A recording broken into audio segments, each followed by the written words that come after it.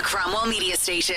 Let me talk to you. Talking what's important to Nashville. Sweet mother of God, what is the holdup? This is the Chase and Big Joe Show. Well, Lottie frickin' da! With Chase McCabe and Big Joe Dubin. Good, great, grand, wonderful.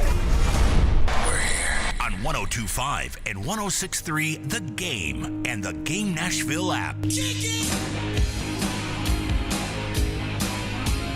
Welcome into the Tuesday edition of the Chase and Big Joe Show. Junie Riddle filling in for one last day for Chase McCabe as he is enjoying his long 4-day weekend. Big Joe Dubin next to me here live from the Hiller Plumbing, Heating, Cooling, and Electrical Studio. You can also watch us streaming live on Twitch, Twitter, YouTube, and Facebook every single day.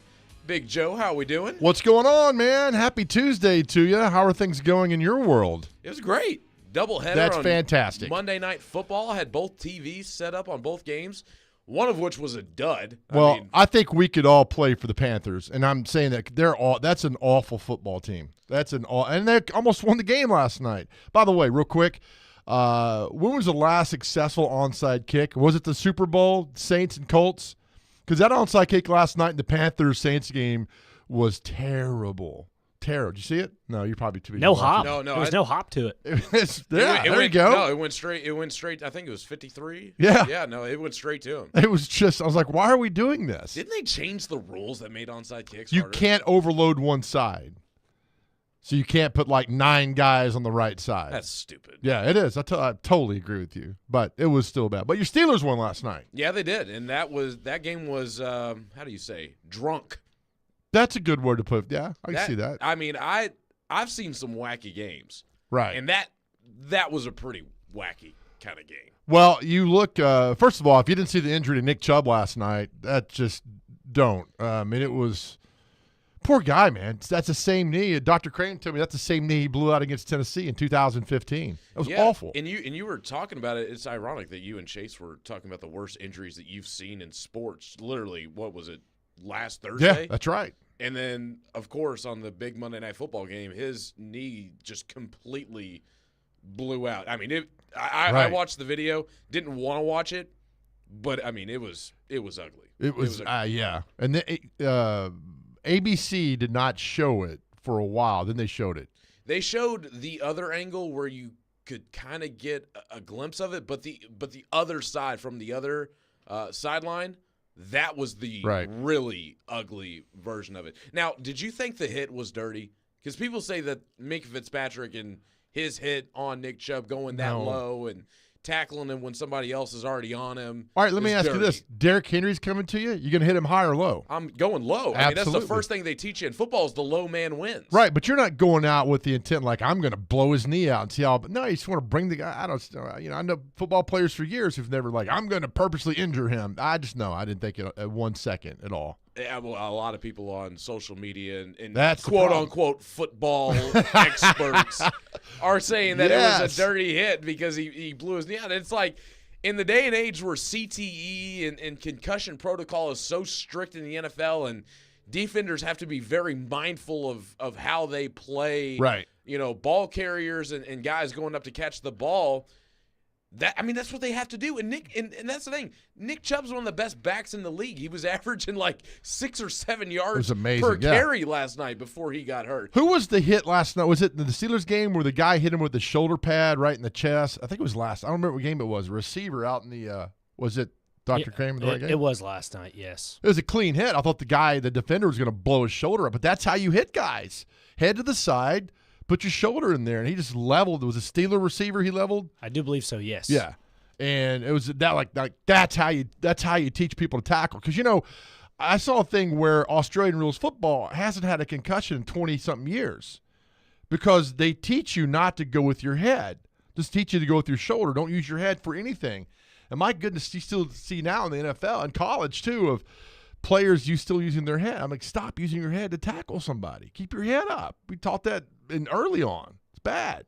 Yeah, you got to learn how to form tackle, grab him by the legs, roll it under. But I don't think it was a bad hit. You got to figure out something. But again, I don't think that was a bad hit. But speaking of bad hits, the hit in the Colorado State game for Travis Hunter.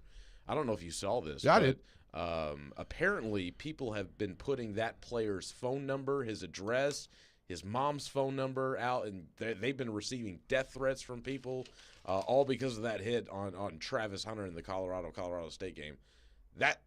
That's taking it too far. Well, of course it is. But fans are crazy anyway. I mean, you know, fans short for fanatic. We all have heard that the whole time. But no, that's awful. And so that kid's going to miss a few games and all that. You know, that's such a bang play. When I watch it full speed, I was like, but then you watch, he's like, yeah, the ball was overthrown. He could have just kind of gone to the side with him. But now that's a play. He had every intent of.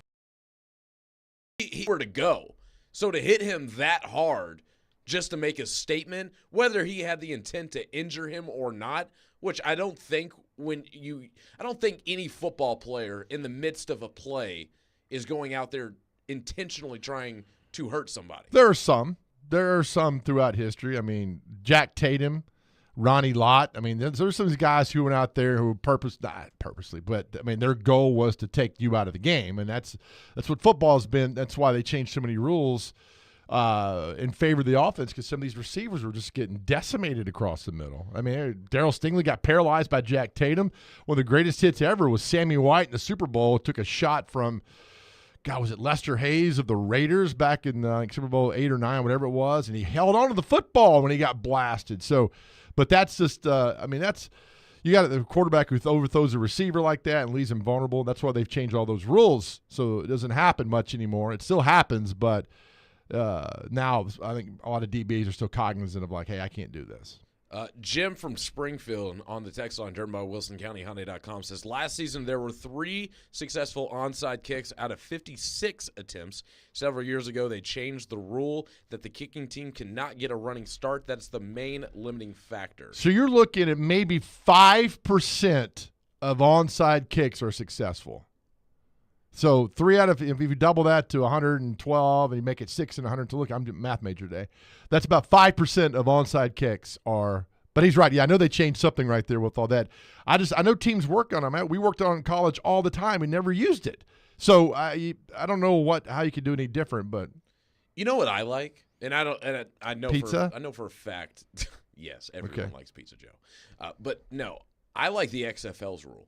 What's where that? They give, like, instead of an onside kick, where clearly there's just going to be a bunch of unnecessary collisions for, like you said, a 5% chance for the team to get the ball. What they do instead of onside kicks is they put the team down at the 20 or the 25, and they give them a 4th and 15, and if they convert, then drive goes on. It was awesome to watch over the summer. It really was. Really? I was a big XFL fan with the rule change. And in the first week, there was a team down by like 2 possessions. They go down and score, and I believe they may have gotten a 3-point conversion. Yes. They go for it on 4th and 15, get the conversion, and then they go down and win the so game. You're saying, after being down by 2 possessions with 2 minutes left. So you're saying if applied to last night's game, the Panthers would have got a 4th and 15 at the Saints 25. Yes. Okay. Yes. And so if they converted the 4th and 15 wherever they spotted the ball, if they converted, they would get a 1st and 10, and it would be as if the drive just started. All right, so what if you don't convert it? Other team gets turnover the on ball, downs. turnover At the 25? Yep, and then win the game. I mean, it doesn't. That's not fair. I know, but when it is fair. Because, I mean, if you're going for an onside kick, you're giving the other team good field position either way. Yeah, you get the ball. The game is over. You're going to get the ball on the 45 or the 50. You they're shouldn't just be penalized to get it at the 25. They're going to knee it out. I think they're going to knee it out. Well, you don't want to put them at there because if they convert, they're already in field goal range. What if you do an onside kick with 10 minutes to go in the game? And say, I want to get this ball back. And then the element of surprise. I like it, but the NFL will never adopt an XFL rule, ever. I don't know, Joe. I mean, the XFL had the Sky Cam. NFL took forever to get the Sky Cam in there and then claimed it was their own, and after the XFL had it for such a long time. But I don't think NFL is ever going to take anything from college because they think we're the big guy on the block. We're not going to do anything. I don't know. The kickoff rule, Junie, you know what I'm talking about? Yeah, you can go. You explain it, Junie. No, the way, have you seen the way the XFL does kickoffs? No. So basically what they do is instead of having all 10 guys outside of the kicker run down, when the kicker kicks the ball off, they're already put down. What is it? Is it the 30 or the 35? I believe it's a 35. So they put them lined up at the 35, right down there. The return team is lined up on the 25, so a 10-yard distance between the two. Right. The return man's back. The kicker is all by himself, and nobody can move until the return man gets the ball. So it takes away from that full field running collision, and the NFL actually looked into it from the XFL because it was limiting – number one, it was limiting injuries. Right. And number two, it was making kickoffs more exciting and more of an opportunity to return it, less touchbacks, yada, yada, yada. Why did I not – I watch XFL. Why did I not notice this? I just sent you a picture, Joe. What's you can my give it a life look. going to? What am I doing with my spare time? I don't know, Joe. I think you're taking the XFL as more of background music. I watched it. Into It was a lot better than the action-packed. USFL. Maybe I watched the USFL more. Maybe that's might what have I been did. it. Yeah. Yeah. I love okay. the XFL. Can't go wrong with I it. think the XFL is awesome. Oh, this is like a Civil War battle. This is like they're all lined up facing each other. It's like the Battle of Antietam that's going on here. Okay, I got it. Hold the cannons. So when the guy all right, I see that.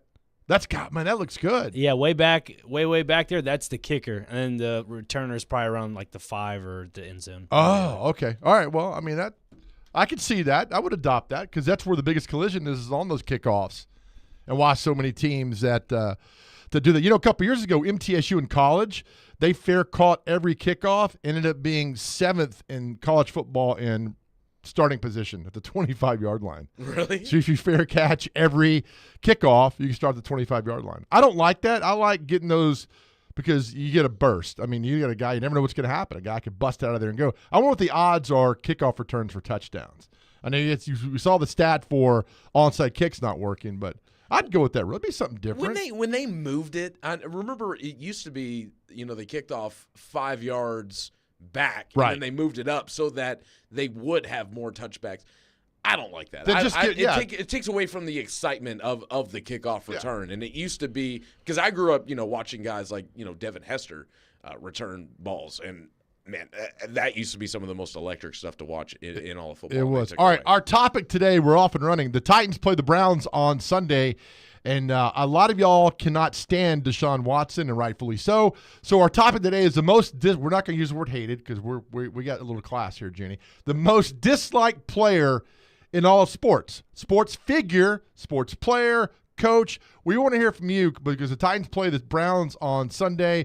And all that Deshaun Watson, people cannot. I mean, last night, people were like, good. Somebody tweeted out, I wish it was him that got hurt instead of Nick Chubb. I mean, it was just on and on and on. So we want to hear from you on the text line, 615-737-1025. We're going to get into that next. So, again, just like Big Joe said, text in the most disliked player from any sport, college, NFL, doesn't matter. We're going to get into that next. We're off and rolling here. Chase and Big Joe show here on 102.5 and 106.3 The Game. We are Nashville's best sports talk, live and local from 6 a.m. to 6 p.m. When you want the national Hey. I got this. I'll take it from here. Okay, go ahead. Dying to hear this. We have the best national voices that you'll find anywhere. Who was more deserving of being thrown from their game? I'm odd, so I get the odd picks. They have a new coaching staff. It's not a bad scenario for them. We are 102.5 and 106.3 The Game. And 94.9 The Fan. The saga continues worldwide. The legends of hip-hop and icons of New York, Wu-Tang Clan and Nas present New York State of Mind Tour 2023. Wu-Tang Clan and Nas together live in concert in Nashville this Wednesday at Bridgestone Arena. Wu-Tang Clan and Nas. Get tickets now at livenation.com. It's time for another Kubota Field event hosted by Coleman Tractor of Nashville. Our biggest sales event of the year will take place on Thursday, September 21st at the Nashville Gun Club during the Shooting Hunger Sporting Clays Shoot. Stop by our booth to learn all about Kubota. Zero-turn mowers, utility vehicles, and more. Take advantage of Kubota's competitive financing offers, receive a coupon for up to $250, plus enter to win prizes. Try it and buy it at Coleman Tractor of Nashville during the Shooting Hunger Sporting Clays Shoot at the Nashville Gun Club, Thursday, September 21st. The event kicks off at 7:30 a.m. Hey, it's Jared for PhD Weight Loss. I love the PhD Weight Loss program, and I am continuing to blow past the numbers. That's right. I'm getting close to my maintenance stage, and I did it all while enjoying the summer and traveling on vacation. But now that it's football season, I'm able to lock in on my nutrition thanks to the PhD Weight Loss program. I feel so much better about being in control of my weight, and I get excited when I continue to see my progress. And what's great is that PhD Weight Loss provides you 85% of the food at no added cost. That's no pills, that's no injections, that's no crazy workout program, but it is simple nutrition that they help you through. If you're someone who has struggled to lose weight, go online to myphdweightloss.com and check it out for yourself. You can learn about the program, the coaching, and of course, their guarantee. If you don't get within 5 pounds of your target weight by the end of your program, PhD will continue to coach you for free until you do. That's PhD Weight Loss online at myphdweightloss.com. Hey home buyers, TJ Anderson here. 6326 Patton Avenue is a new construction home in Nashville's Charlotte Park neighborhood. It offers 4 bedrooms, 3 baths, and nearly 2,500 square feet. Features include a 2-car garage, custom walk-in shower, and a private backyard that's fully fenced. Text the number 2 to 615-420-2377 for pricing and info. Want your home on the radio? Google TJ Anderson Homes and see why we are referred by clients so often. TJ Anderson Homes at Benchmark Realty. Office number 615-432-2919. At the Home Depot, Saturdays are about 2 things. Easy cleanup with the Ryobi 18-volt ONE+ Whisper Series leaf blower. And football. That's right, Reese Davis. With variable speed, it has the power for when you really need it and just the right amount when you don't. And the ONE+ battery platform means you go from yard work to DIY in just a click, so you can get projects done faster. Which means more time for football. For football. Upgrade your Saturday with Ryobi and the Home Depot. How doers get more done. All the big plays. Rebound, try out in front, and Saros covers it up. All the big stories. Andrew Burnett reportedly hired as the next head coach of the Predators. All in one place. We are Nashville's best sports talk. 102.5 and 106.3. Checkered flag is in the air. Comparing goalies to running backs. 46-27 Vanderbilt. Does this group of players need more? The Game and the Game Nashville app. Sports talk, the next generation. Engage. You're listening to The Chase and Big Joe Show. Make it so. On 102.5 and 106.3 The Game and the Game Nashville app.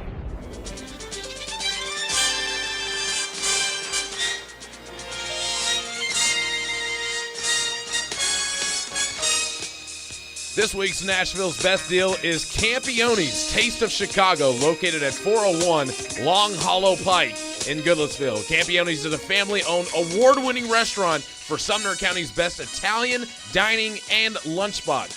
Try one of their Chicago-style hot dogs, Italian beef sandwiches, lasagna, homemade pasta, and more. Get half off a $20 gift card at theGameNashville.com/deals while supplies last. We teased it before the break, Big Joe. Most dislike athletes. Well, you can be a coach. You can be a coach, whatever you want. Coach. Whatever. We're not going to use the word hate because we got a little compassion on the show. We'll just say most dislike. By the way, it is TV Theme Tuesday. Thank you, Dr. Crane, for the theme from Dallas from 1978, which seems like yesterday. All right, so I'm going to go first real quick. There's 2 people I can't stand in sports, and I had a different perspective because I had to cover them. Zach Greinke was the pitcher. He did a rehab assignment with the Sounds back in 2010.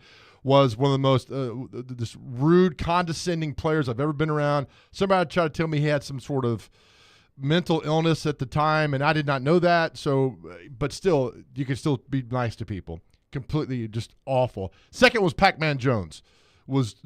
I couldn't not stand Pac-Man Jones, and I see he got arrested last week in Cincinnati or an airport. Did he really? Yeah, at something. the airport. Yeah, I saw that. I did not see that. Yeah, he's always been a punk, and and he was here was terrible. But those 2 are the stands out to me. So I don't think I've been doing this long enough to have an altercation with a player that I've covered. Right. I guess more or less my hatred towards players have been more towards fandom because I've really only been in locker rooms and stuff like that for about a year and a half now. But my number one is Myles Garrett. I can't stand Myles Garrett. Now, let me ask. You're a Steelers fan. Yes. You're not like him because he is a good football player and terrorizes your football team, or what? I know. I typically have respect for guys that that we play against, like Ravens and Bengals players that are good. I still can't get over the helmet throwing and hitting Mason Rudolph in the head with that. I thought he completely lost his cool in that moment. He's the one that instigated that. And then he came out with false allegations that aren't true, trying to pin it on him. And then he tried to, backwalk it and then apologize to Mason Rudolph over it. It's just it's a whole bunch of stuff with him. I think he's a phony, and I thought he lost his cool. It's funny. He said the same thing about you, and I was like, you just don't know Junie. By the way, 615-737-1025. You can text or call. Go ahead. So Dwight on the text line, driven by WilsonCountyHyundai.com, says LeBron James, because he whines so much, he's a 6'8", 270-pound, and takes charges from 200-pound 6-foot guards and act like he's dead. And that's Dwight. That's a lot. LeBron gets a lot of dislike in the sports world. I don't like LeBron James either. And again, he whines whenever his team isn't like one of the best teams or like in the entire NBA. You're supposed to be the best player. You're supposed to make others around you. You don't need to go to different teams to build super teams just to win. That takes away from your greatness, in my opinion. Right. So universally disliked. I think Deshaun Watson is at the top, but our text line is blowing up again. 615-737-1025. Read for more. Cole from Nashville says, good old Vontaze Burfict, dirty player. Ooh. I can vouch with that one. That's right. Yeah. Vontaze Burfict, very dirty, bunch of different hits illegally. I mean, I think Le'Veon Bell tore his ACL because of the way that Vontaze Burfict tackled him on the sideline, kind of twisted his leg. The hit in that playoff game against the Steelers where he completely knocked out Antonio Brown. The reason he likely has CTE nowadays and is acting out the way he does. Yeah. So, yeah, Vontaze Burfict, definitely a dirty player. And I know I said in the first segment that, typically football players don't like to try and injure their opponents. There's a few. Vontaze Burfict is one of those guys that try to injure him. There's a few. Another one, Ben, on the text line says, Tom Brady on the Patriots. I feel like so many hated or got sick and tired of him winning. But that's a classic. But you're not really – you're just hating him because of the success. So to me, that's different than success is being because you hate somebody because he's better than you or he's more successful. I'm just talking somebody you just maybe – Ooh. I got a good one here. Matthew from Jolton says, I cannot stand Urban Meyer. I mean, the good one. I mean, he's kind of good. There's an Urban Meyer story from years ago when he left Florida. He said he spent more time with his daughters. And the very next weekend, his daughter played volleyball at a school in Florida. They were playing a tournament in Lipscomb. And Urban Meyer had said, hey, my job is I want to see my daughters play more volleyball games and whatever. They were in town. It was like a 4-day tournament. Guess who did not show up at the volleyball games? Who? Urban Meyer. He didn't come see his daughter. He just all speak, man. He didn't say anything at all. It was terrible. All right, you got more? Yes, I do. Kyle on the text line, driven by WilsonCountyHyundai.com, says Shea Weber was I'm not going to say the word, in person, a D word. Okay. Yeah. So I mean, nobody. I don't. Did you ever cover Shea Weber? Yeah, but it's different. I mean, you have personal experiences with people, and I see it happen all the time. That's what my thing was. Zach Greinke covering him when he was here on a rehab assignment was just amazingly rude. I was like, wow, why are you it just caught me off guard. But he might be great to everybody else. But in that moment, and like they're talking about Shea Weber, it wasn't pleasant. Brian on the text line says Sidney Crosby because F Pittsburgh. Oh, yeah. So, I mean, I get it. I mean, the whole Sidney Crosby, winning the Stanley Cup here in Nashville. I mean, 2017, yeah, took a lot. I mean, in the whole play, I think he shoved PK Subban's head into the ice, and nothing happened to him. That's correct. Yeah, our line's blowing up. What was that? Watch your profanity. Watch your profanity. David on the text line says Meta World Peace. Yeah, because he had the brawl at the Palace, right? Did he go in the stands? He had the brawl at the Palace. Ron Artest. Yes, and he obviously got into a fight. That's one of the ugliest days in all of NBA history. But he also was celebrating, and he got suspended for this as well. And this is more in my era. I was not old enough to remember Malice of the Palace. But I remember, I think he was playing for the Lakers at the time. And this is back when the Thunder had Durant, Harden, and Westbrook. He was celebrating and fist bumping, and he elbowed the complete mess out of James Harden. And it was clearly like intentional that he could kind of see him in his peripherals and just absolutely knocked the malice at the Harden. palace, man. That was. Did you see the Iowa State football coach almost get into a fight with a fan? Because the Iowa State's coming off the field. I forget who I think maybe lost to Iowa. He's coming off the field, and the fan's like, "You're overrated. You're on the hot seat." And, man, he turned around to 180 and went right after the fan, but like 9 players stepped in front of him. This guy was small and tiny. That Iowa State coach would have probably kicked him somewhere to the Pacific Ocean. I mean, that guy was furious. All right, more. Sorry. Another texter, Dean from Mountain Juliet, says, "Crybaby Saban." Crybaby Nick Saban. But again, are you mad at him because of the success? See, I don't think Nick Saban is like a hateable guy to me. Well, I mean, he's still a lot of fan bases. I mean, don't get me. Miami Dolphins can't stand him. I mean, that is true. He did kind of leave them high and dry. But right.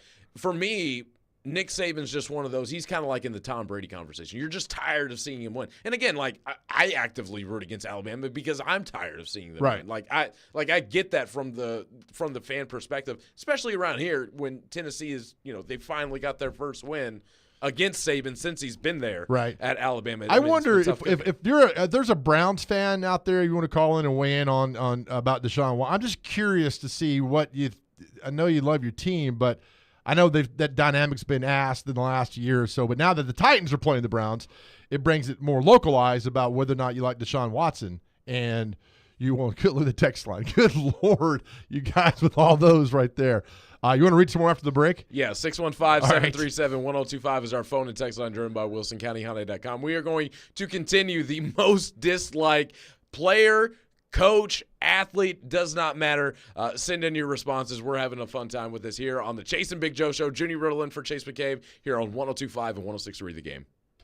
Nashville's radio version of The Odd Couple. You would trade for the third pick? Yeah, I don't know that I would do that. Robbie Stanley and Joe Rexrode are Robbie and Rexrode. I'm here for the discussion. I'm not. It's a good one. It's absurd. Robbie and Rexrode. Mornings from 6 to 9. Win the games. When they get in the playoff, they'll have a chance to. Presented by TJ Anderson Homes of Benchmark Realty on 102.5 and 106.3 The Game and the Game Nashville app.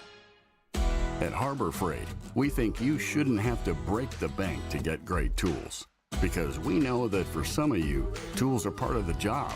And for others, they're just the beginning of making, fixing, restoring, and building. That's why we make high-quality tools that are priced affordably. Because we love being the start of all your working, making, fixing, restoring, and building.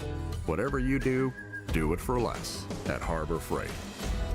Football is back, and so are the deals at Electronic Express. Come into any of our convenient locations and save big on 4K TVs from your favorite brands like Samsung, LG, Sony, and more. Electronic Express has huge savings in every department. Computers, appliances, housewares, Bluetooth speakers, and more. Save up to 40% with up to 60 months special financing. Score amazing deals in-store or online at electronicexpress.com. Electronic Express. We make it happen.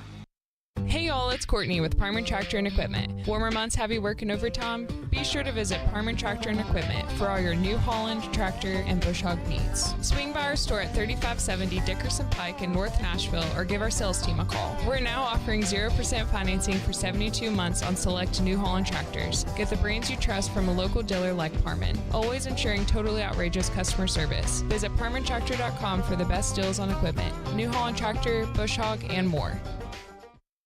The two most sought-after, most prestigious names in bridal jewelry come together for one epic event this weekend at Genesis Diamonds. Tacori and Viraggio, the world's premier designers, are showing off their entire collections. All the latest designs, many showcased for the first time ever, with up to $5,000 in savings. Everyone loves Tacori, meticulously crafted by master artisans in their California design studio. Discover the hidden details and exceptional quality that sets Tacori apart. There's always more than meets the eye with Tacori. Come explore the entire entire Tacori collection, including all new Tacori fine jewelry, earrings, bracelets, eternity bands, pendants, and more. If you're engagement ring shopping, this is a once-a-year event you can't miss. Other jewelers aren't even allowed to carry these iconic American-made brands. Also for this event, Genesis is showcasing an expanded selection of GIA-certified diamonds in all shapes and sizes. Come join us and take advantage of special incentives, zero-interest financing, and as much as $5,000 in savings. This Friday through Sunday, only at Genesis Diamonds, Green Hills and Cool Springs.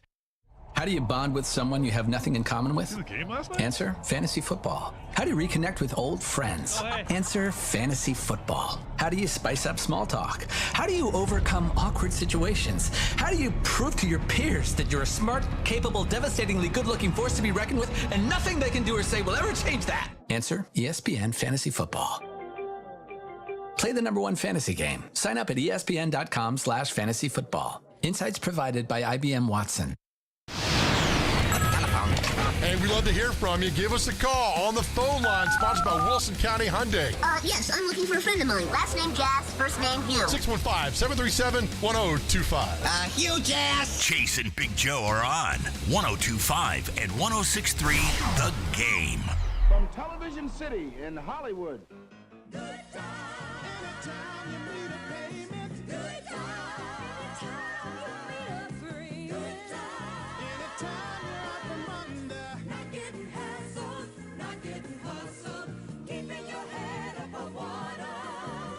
Tune in for Nashville Sounds baseball tonight at 6:35 p.m. on 94.9 The Fan. The Sounds take on the Jacksonville Jumbo Shrimp, Big Joe's favorite AAA team.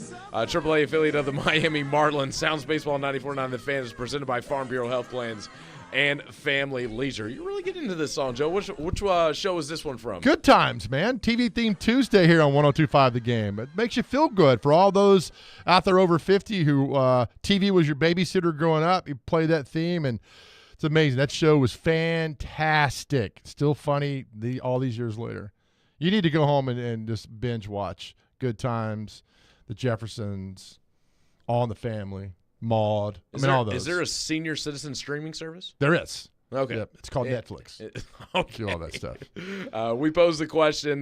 Basically, our question of the day is going to be, who is the most disliked coach or athlete of all time? Evan on the text line says Mike Vrabel, because he thinks he's so good and he's not as good of a coach. He's arrogant at the podium. But aren't most coaches that way? Anyway, we're going to get to it. 615-737-1025. ESPN's come out with their power rankings. And if you're a Titans fan, and I don't put much stock in this unless it makes me laugh or like, what? And it's where they have the Titans, Junie, is, I don't know. I mean, they have the Chargers 5 spots ahead of the Titans. Titans are coming at 22nd. The Chargers are 17th. I mean, it's hard. It's hard for me to say that the Chargers should be ahead of the Titans, especially they beat after them. just beating them. Yeah, exactly. But here's the thing. I feel like when it comes to power rankings, the way that TD talks about how they do power rankings at ESPN, right? It's like you basically go through a slideshow, and it'll pull up one team and then another team, and you have to click which team is better, all right? And it goes through, and basically you have to go through the whole thing, and then after through all of it, it calculates the average. So maybe I get that the Chargers are better against other teams. No. I get that in Week 10. If Week 10 you got a 2-8 team who beats an 8-2 team, that 2-8 team's not going to jump past the team they beat 8-2. But early in the season, when you've had a small sample size, there's no way the Chargers should be ranked over the Titans. You beat them. The Titans beat the Chargers. Give me the top 10. Top 10 on the... Here, I'll read them. On the power rank? I was about to say, I thought you were reading that. I'm sitting here looking at the text line. All right, I got the top 10. All right, Saints coming at 10th. Okay. Which is, they beat Titans and I they don't beat. agree with that. It's 2-0. Number 9, the Jaguars. No. After their performance this past weekend? True. Who did they beat game week 1?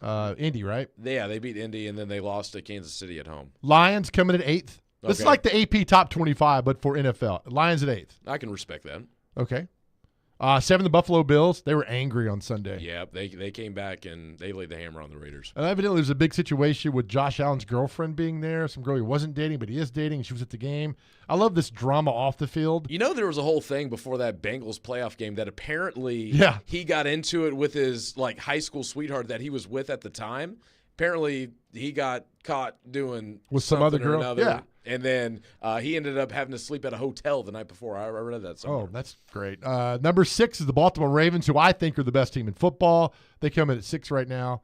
Number 5, the Kansas City Chiefs, 1-1. They lost the Lions opening game. 4, a team that I picked to win the Super Bowl on the show, along with Chase McKay picked somebody else, but the Dolphins. You picked the Dolphins to win the Super Bowl. Just because that offense is just – they won. Every team I've ever picked doesn't do anything. They'll finish 7-10. I knew their offense was good, but what's really underrated about them is that front seven and how their edge rushers get to the quarterback. Yep. They got a good tandem there down in Miami. 3rd, the Eagles. Okay. See that? That's fair enough. Okay. All right. Until they get into the number 2, the Cowboys, which always get people irate or upset or happy. Their defense might be the best in the league. Pretty good. And number 1 team, San Francisco 49ers, which is no surprise. Easily. They're the best overall team in the league right now. The one that I don't really like and I think is a bit overrated, and you're not going to like this, I think the Ravens are a bit overrated. Okay. But you're a Steeler fan. Well, I respect the Ravens. I don't have any hate towards the Ravens. It's all respect. And the reason that I think they're overrated is because they beat the Houston Texans in week 1, and then this past weekend they beat a Bengals team where Joe Burrow is clearly But you beat healthy. bad teams. You go and beat bad teams. Who do you think is the last team in the rating, the ESPN Power Rankings? Who's the last team? Get one guess. If you get it wrong, you have to go home. Okay. I'm going to go with the Texans. They're 30. No, they're 30th. Last team on the list? Hold on, sorry. Texans are 31, yeah. I'm going to go with, we saw them last night, the Carolina Panthers. They're 30th. The Arizona Cardinals. Really? At 32. I disagree with that. I totally disagree with that. They have fought and clawed in both games when they were major underdogs. I don't agree with that at all. I totally agree. Panthers are 29th. Sorry. The Panthers I watched that game, and they looked awful. I mean, I don't see them winning 3 football games. And Bryce Young, I know there's not a lot of talent around him, but he's small. He's too small. Is he not Joe. small? He is small. He looks frail out there. He looks as soon as he's gonna get hit that he's gonna lose the ball. And on top of that, when you're that small and you're constantly have to roll out like it's in college to extend time, you need to get the ball out quick. I totally agree. Drew Brees is not much bigger than Bryce Young, but I know a guy that played against Drew Brees at Purdue and said that he was the best quarterback with as far as audibles and checking down and running an offense that he's like, I knew this guy would be amazingly successful in the NFL.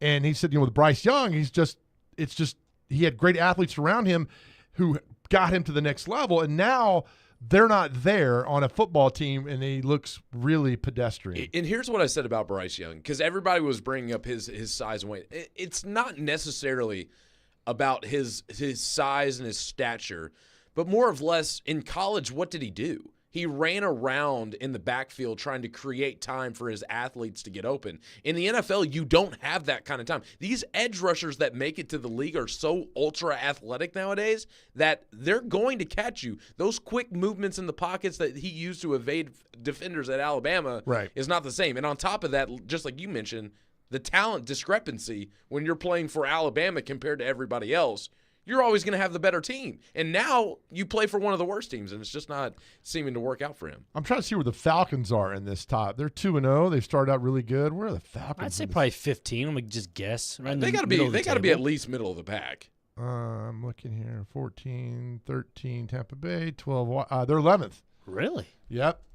So who is right around the Titans? I want to know who's in front of the Titans. We already talked about the Chargers being at 17, but if the Titans are 22, who's 21, 20? Jets are 21. Oh, my God. No way. Jets are 21. The Rams are 20th, and right behind the Titans are the New York Giants. I think the Titans are a lot better than the Giants. They're better. They're better than the Jets without Aaron Rodgers. If they were to play on a neutral field right now, I feel like the Titans would lay a whooping on the Jets. Chargers are 17th. Bengals are 18th. Both those teams are 0-2. So are they getting ranked on the promise of what they might have later in the season, or well, you got to think what Bengals started 0-2 last year and they made it to the AFC Championship. But people are expecting that. What did I tell you yesterday? It doesn't matter about last year. Right. I'm just telling you, they've done it in the past, Joe. They can do it again. And they play – who do they play? Because Burrow's listening. They play the Rams on Monday Night Football in Cincinnati coming up next week. So he looks questionable. Burrow was. That's the kind of the scuttlebutt out of the Queen City there. So it's just I don't know. We laugh at these rankings until – they make us mad. You're like, what the heck is going on there? But yeah, I don't think Cardinals are 32nd, and the Titans surely are not. Stop calling me Shirley. Are not sitting there at 22. Just they're not. Yeah, I completely agree with that as well. And to your point, I at the end of the season, who do I think is going to be better, Chargers or Titans? I think it's going to be the Chargers. But right now, after they just played and after the Titans just beat them, I don't see how you can kind of put them over them, especially since they're an 0-2 team right now. I don't know. I think they're just kind of playing into the elite quarterback, but I think what's really holding that team back is their head coach. Oh, really? Yeah. Well, they think that the I forgot what I was going to say here with the Chargers. They had a chance to win the game on Sunday. Every chance to win the game, but at the end of the day, if you don't win the game, you don't. I mean. You can have all the chances in the world. If you don't get it done, you don't get it done. Chargers are going to Charger. I'm sorry, the Titans, they scud out the who's calling the game on Sunday for the Titans. Okay. It's Sparodidis. Did I say his name wrong? I know it is, but he just did the Broncos game this past Sunday. Is it Sparodidis? I think, Sparrow. Sparrow? I don't know why I want to say Ditis, but it's probably Adidas, yes. Adam Archuleta, who was a hell of a player back in the day for the Rams. And then some other people I've never heard of. Yeah, they got some weird broadcasting careers coming out this year. Yeah. Anyway, okay. Going back to our text line, though, with our question of the day, who is the most disliked player or coach in all of sports? I'm not going to read that one. Has anyone said Mike Vick for what he did?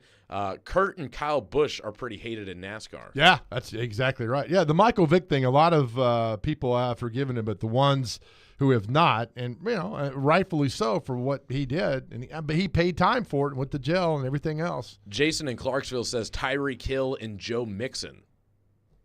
And do you know why? No. Okay. I kind of do, but tell me. So, you can Google this one.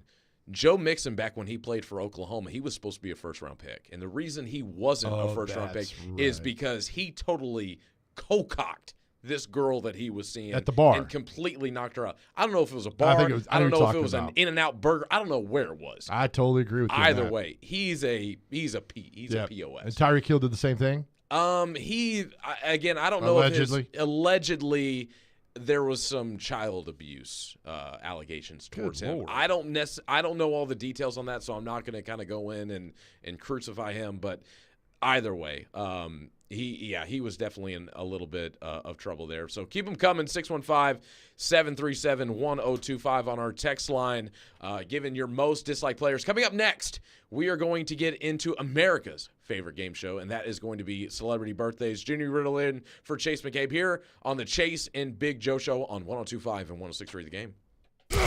He breaks down every game. The players are still going to be fine. And knows the ins and outs of the two-tone blue. They deal with their own position coaches. He is ESPN NFL Nation Titans reporter Teron Davenport. It's clear what he's doing. TD joins every Monday at 1, Thursdays at 3, Friday mornings at 8, and anytime on the Talkin' with TD podcast. I think that's really cool how he could show both sides. TD is on 102.5 and 106.3 The Game and the Game Nashville app. Hey everybody, this is Nick Frazier here to tell you about my favorite sportbook and casino, and that's BetUS.com. Football is back, and Football is back, and it means it's time to lay down your bets. I only endorse one sportbook and casino, and that's BetUS.com. They're celebrating their 30th year of sports betting service with a special offer, up to 30 risk-free bets. That's right, up to 30 risk-free bets. It's called Bet Protect. BetUS.com also offers a 125% sign-up bonus, a massive 200% crypto sign-up bonus, and a 250% casino bonus. The game always gets more exciting with the bet, but you can take it to a whole nother level at BetUS.com's live in-game betting. Take advantage of their 30th year offer, up to 30 risk-free bets. Get Bet Protect. Get started today by visiting BetUS.com or 1-800-MyBetUS to learn more. That's 1-800-MyBetUS. BetUS.com Sportbook and Casino, where the game begins. for me wants a cold. Hey Nashville, Thomas Rhett here. My Home Team Tour 23 is on sale now. Thomas Rhett, Home Team Tour 23, with special guests Cole Swindell and Nate Smith. Friday, September 29th, Bridgestone Arena. On sale now. Get your tickets at livenation.com and come party with us. It's time for another Kubota Field event hosted by Coleman Tractor of Nashville. Our biggest sales event of the year will take place on Thursday, September 21st at the Nashville Gun Club during the Shooting Hunger Sporting Clays Shoot. Stop by our booth to learn all about Kubota. Zero-turn mowers, utility vehicles, and more. Take advantage of Kubota's competitive financing offers, receive a coupon for up to $250, plus enter to win prizes. Try it and buy it at Coleman Tractor of Nashville during the Shooting Hunger Sporting Clays Shoot at the Nashville Gun Club, Thursday, September 21st. The event kicks off at 7:30 a.m. Teddy's Tavern, downtown's newest bar with an old Nashville feel, is conveniently located across the street from Bridgestone Arena and just blocks away from the pedestrian bridge. Get a taste of the new brunch menu to fuel your Titans Day pride on game day. Pre-game specials from 9 a.m. till kickoff when the Titans play at home include 2-for-1 draft beers, mimosas, and Bloody Marys. Teddy's Tavern is where you want to be before every Titans home game, so come downtown early and meet me at Teddy's. Vanderbilt Commodore fans, 102.5 and 106.3 The Game, along with 94.9 The Fan, is your new home for broadcast of games and the Commodore Hour on Monday evenings. Catch all the action for football, men's and women's basketball, and baseball all season long. Go Doors! Mom, we're out of potato chips. Teenagers, they'll eat you out of house and home, kind of like health insurance, which can take a big bite out of the family budget. Fortunately, with Farm Bureau Health Plan's Core Choice coverage, we can save $3,600 a year compared to the leading competitor. And we've got better coverage with a lower premium, lower deductible, free telehealth visits, and access to one of the largest networks available. Can we order pizza? Visit FBHP.com or your local Farm Bureau office today. Nashville Sounds Baseball lives on 94.9 The Fan. Catch every pitch. Swing and a miss, strike three. Every hit. That's a base hit. Every run. Looking up, it's gone. On your home for Sounds Baseball. 94.9 The Fan and The Fan app. You're listening to the Chase and Big Joe Show. I could pull a better cartoon out of my ass.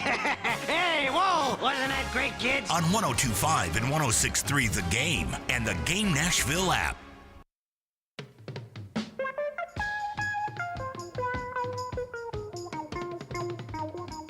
Come and knock on our door. We've been waiting for you. Where the kisses are hers and his, three's company too.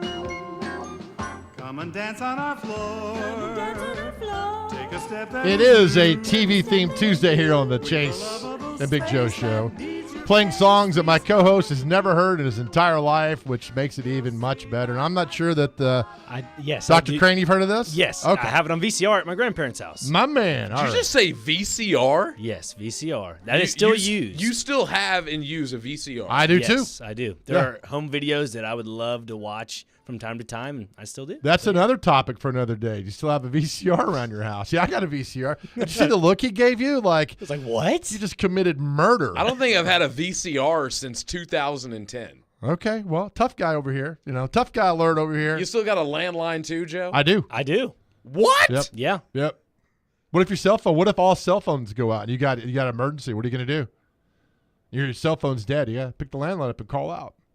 I feel like in an emergency call that there's something that you can use in the phone that will turn it on just for an emergency. Am I wrong about that? No, I just called the landline. Just pick the landline up and call. Well, I don't have a landline. Well, that's fine, but you just the look he gave you, Dr. Crane, for It's all okay. I get looks all the time. Some people look at me in a good way, some in a bad way. Some compliment me on my looks, but hey, it's all good. All right, so we got some fun breaking news from the National Football League that we were just talking about and had no idea. Yes, so we were just talking about this to open up the show. Developing, the XFL and USFL are nearing an agreement to merge operations, according to Axios. Smart. That's a smart move. I think it is too. And I think that means we're this much closer to minor league football. In the spring, yeah, absolutely. Would you be for that if the NFL had a minor league system? If they leaned heavily towards the XFL and in all their gimmicks, I would. I would too, and I think that the picture that was used is of Dwayne The Rock Johnson in an XFL jersey. So what I likely think, because when you look at XFL games, and Frazier, you can vouch for this. When you watch the XFL compared to the USFL, the attendance, the ratings, and everything are leaning towards the XFL.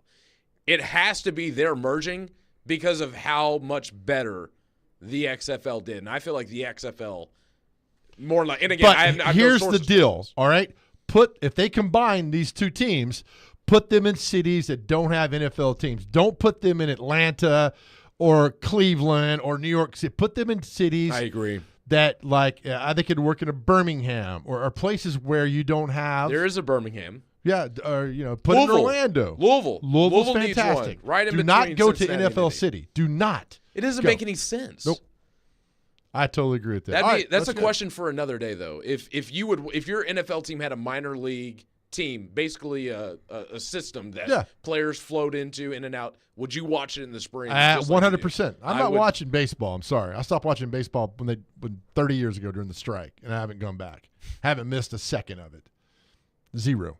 Absolutely. I'm not a baseball guy either. But 615-737-1025. Caller number 2 is going to be up for a pair of Oktoberfest VIP tickets that comes with a liter beer stein, all-you-can-eat buffet, private seating, and luxury bathrooms with air conditioning at Oktoberfest in Germantown on Sunday, October the 10th. Caller number 2, if you pick the correct winner between Frazier and I on celebrity birthdays that we're about to play, you will win a pair of VIP tickets. Again, 615-737-1025. All right, we ready? Dr. Crane, hit it, buddy. All right, celebrity birthdays. Got to get them within 2. All right, first up is actor Jeremy Irons. How old is actor Jeremy Irons? What was he in? A bunch of movies. He was in Die Hard and the one in Manhattan. Die Hard with a Vengeance, I think it was. He was a bad guy in that. I'm going to go. He was Hans Gruber's brother. I'm going to go with 66. I'm going to go 73. 75. All right. Dr. Crane on the board. Well done there, Dr. Crane. Trisha Yearwood lives over in Green Hills, has her house for sale that none of us could afford in 30 years. Trisha Yearwood. Do you know who she's married to? Who is she? Okay. Garth Brooks. She's married to Garth Brooks. How old is Trisha Yearwood? I'm going to say 51. All right. 56. 59. Dr. Crane on the outskirts there. Close, though. Close. Keep going down here. Let's see. News anchor Soledad O'Brien. Used to be on CNN. 70. All right. I'm gonna go 59. 57. All right. Dr. Crane. My man. You know how those TV people are. They look younger them than what they are. Jimmy Fallon. How old is Jimmy Fallon? You've heard of him, right? Jimmy I Fallon. know Jimmy Fallon. Okay. I'm going to say 48. Ooh, this is a tough one. Let's see. SNL a few years back. Carry the one. We're going to go 44. 49. Junie on the board. There you go. Good job, Junie. Well done. Actress Allison Sweeney. How old is she today? Allison Sweeney. What is she in? She's in pictures. I don't know. She was on Days of Our Lives. That's what somebody said. Soap opera. 52. I used to watch this when I was a kid with my grandparents. I'm going to go, I think it's still going on today. I'm going to go 64. 47. Oh, boy. You guys are close. Just flip the numbers around. A little dyslexia there. All right, let's get some more in here. Let's go. Singer Bill Medley of the Righteous Brothers. He's like, I've had the time of my life. Bill Medley. 67. 79. 83. So close. Man. Oh, so close here. Let's go with, let's see who else. Joan London used to host Good Morning America. Joan London. I'm gonna stay in the 60s range. 63. Okay. Joan London. We're gonna go 73 again. 73 exactly. Dr. Crane. Killing it. All right, this is Nile Rodgers, producer, guitar player, was in the group Chic How old's Nile Rodgers? One possibly one of the best musicians of all time. 69. 74. 71. 3-2. All right, so we're 3-2 now. You've got to get this to tie, Junie, all right? All right. And if not, the winner is going to be Dr. Crane. Let me find somebody here that you might know, okay? Let's see here. Got a lot of I'm not birthdays a big today. celebrity guy. Okay. I just don't care what they have going on. It's birthdays, man. That's how we're all together. We're about our birthdays on here. All right, let's see here. Somebody that's really good that you might know. All right, musician Lita Ford. Had a hot song with Ozzy back in the day. Ozzy Osbourne. Lita Ford. 64. Lita Ford, 64. I'm going 69. 65. We're tied at 3. Ooh. Junie at the buzzer. With the clutch shot. All right, here we go. This is one now. You got to get this. This is a way back here for you guys. I need to go 2-0 this week. Come on. This is a way back for you. He is from the group The Time, Jerome Benton. How old is Jerome Benton? Jerome, America, have you heard? 72. You winced. I was 87. 61. Oh, boy. Jerome from The Time with Morris Day. Oh. That's all right. We're tied, so whoever got, we'll this is a push till next time, guys. You did well on that. All right. Who was our winner on the phone line, Frazier? Don't have his name yet. Get that. He's a winner. He's a winner. Everybody's a winner on this show. All right, we'll continue our top at 10 o'clock hour. We've had so many of you people weigh in. It's fantastic. Thank you so much. The topic today is who do you think is the most, who do you dislike in sports? Be it coach, personality, figure, player, whatever. Coming off the topic of the Titans are taking on the Browns on Sunday, and everybody knows that Deshaun Watson's universally hated. And so we're playing into that too on Sunday. 615-707-1025. We're going to continue taking your answers on that. We're also going to get into a little bit of what we saw from the Cleveland Browns and what maybe we can expect coming up this Sunday as they kick off in Cleveland. This is the Chase and Big Joe Show. Junie in for Chase today here on 102.5 and 106.3 The Game. ElectronicExpress.com. We make it happen. Are you in the mood for authentic Chicago-style Italian food? Italian beef sandwiches, Vienna Chicago-style hot dogs? How about homemade pasta, chili, meatballs and marinara sauce, and more? Well, you need to check out this week's Nashville's Best Deal. Campione's at 401 Long Hollow Pike, Goodlettsville, Tennessee. Family-owned and featured on Tennessee Crossroads, this is delicious Italian-style food right here in Tennessee. Check them out now at thegamenashville.com/deals. Get half off now while supplies last. When you can't stop, there's Vicks VapoRub. Vicks VapoRub sends powerful medicated Vicks vapors right to the source of your... so you can experience cough relief and breathe easier. Generations of families have trusted Vicks VapoRub to help relieve the worst cold symptoms. So next time you have a cough, reach for the Vicks VapoRub. Vicks VapoRub. Cough relieving is believing. In any work environment, the culture is the most important thing. And what makes up the culture? The people. Hey, this is Sean Fort, General Manager of Cromwell Media, and this month we want to highlight a few of our employees celebrating their anniversary. We have 2 members of our sales department, Jeff Kolb celebrating 12 years, and Matt Saggio celebrating 11 years with Cromwell Media. We also want to highlight Tina Jackson in our HR department, celebrating 2 years. Thank you all for making this a great place to work. If you're looking for a new career or just somewhere fun to work, send us a resume to together@cromwellmedia.com. Love what you do, love where you work. All of us at 102.5 and 106.3 The Game want to recognize our active military, veterans, first responders, and educators with the playing of our national anthem. Oh, say, can you see by the dawn's early light what so proudly we hailed at the twilight's last gleaming,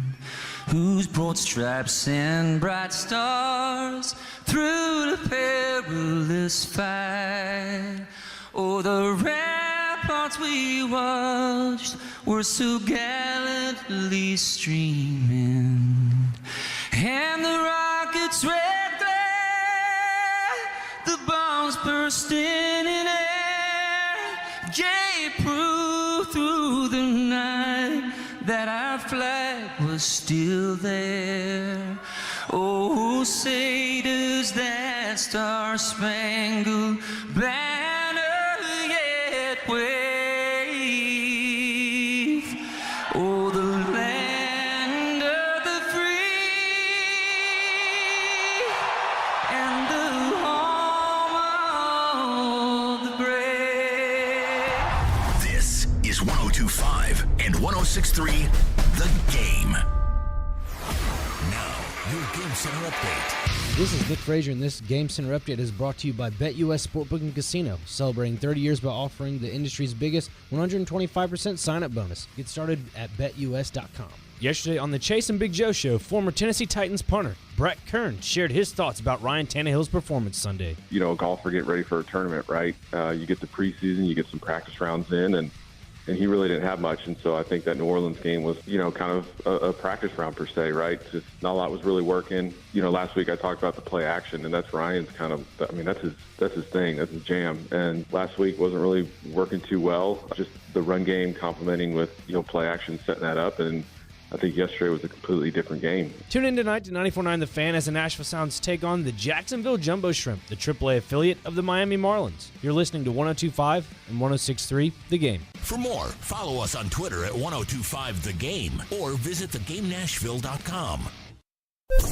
Live from the Hiller Plumbing, Heating, Cooling, and Electrical Studios. WPRT FM Pegram, WPUZ HD2 Laverne. Ross Chastain will be first to finish in the Ally 500 at Nashville Super Speedway. Nashville's exclusive home for NASCAR. 102.5 and 106.3. Checkered flag is in the air. Man, this is a win in the cup race. The Game. A Cromwell Media Station. Let me talk to you. Talking what's important to Nashville. Sweet mother of God, what is the holdup? This is the Chase and Big Joe Show. Well, Lottie frickin' da! With Chase McCabe and Big Joe Dubin. Good, great, grand, wonderful. We're here on 102.5 and 106.3 The Game and the Game Nashville app. Hour number 2 of the Chase and Big Joe Show. Junie Riddle in for Chase McCabe, live from the Hiller Plumbing, Heating, Cooling, and Electrical Studios. You can also watch us streaming live on Twitter, Twitch, YouTube, and Facebook, live every day, Monday through Friday. It's been the question of the day: who is the most hated athlete or coach in all of sports? We have gotten countless numbers of answers on our phone line, driven by Wilson County Hyundai.com. Adam from Clarksville says, my dad hated Chipper Jones because he owned the Mets. Oh, okay. Fair enough. Brian from Nashville says, Ray Lewis. He's like, I mean, come on, man. There's a lot of people do not like Ray Lewis. A lot of people. Now, I wasn't, very aware at that time. I was about 5 years old when all that stuff was going down. That's okay. Youth is not an excuse. Are you a Ray Lewis guy? I was there.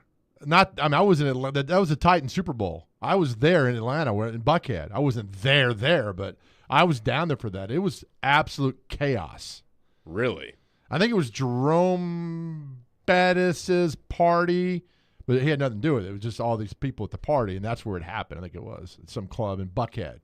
So a lot of Titans fans were down there for that. Another texter on the text line, Nick from Clarksville says, Skip Bayless is a joke. Please let the world know he is the most hated sports spokesperson there has ever been. But he loves that, and you watch. I bet that guy watches him all the time. I don't watch him, but he knows everything he says and does.